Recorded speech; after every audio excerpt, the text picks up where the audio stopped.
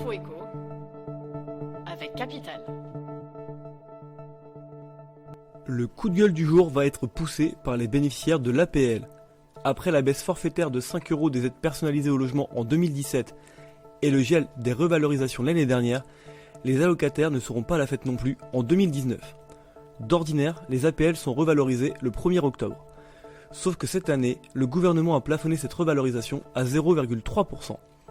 Cette disposition se traduirait par une nouvelle perte de quelques euros chaque mois pour les allocataires. Grâce au calcul de l'Union nationale des associations familiales, Capital vous révèle ce que vous allez perdre selon votre profil. Des simulations à retrouver sur notre site. L'info pratique Capital. Bonne nouvelle pour les voyageurs victimes de vols retardés ou annulés. Les clients lésés peuvent déjà recevoir une compensation financière comprise entre 250 et 600 €. Mais un arrêt récent de la Cour de justice de l'Union européenne vient d'accorder à 2 passagers d'un vol surbooké une indemnisation supplémentaire.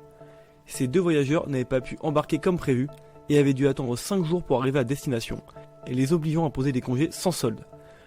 Le dédommagement de 400 € prévu ne compensant pas ces jours de travail perdus, les juges ont donc condamné la compagnie aérienne à leur verser une indemnisation supplémentaire. Une décision qui pourrait faire jurisprudence. Le chiffre du jour, 5 000 €.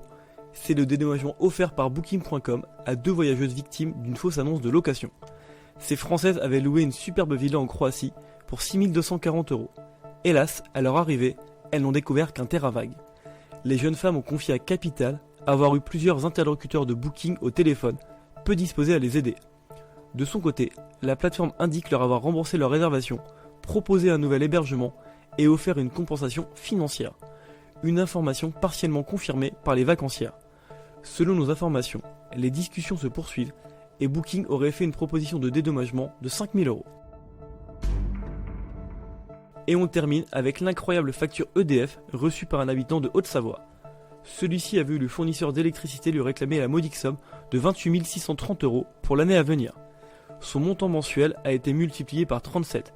Il est passé de 70 à 2 602 €.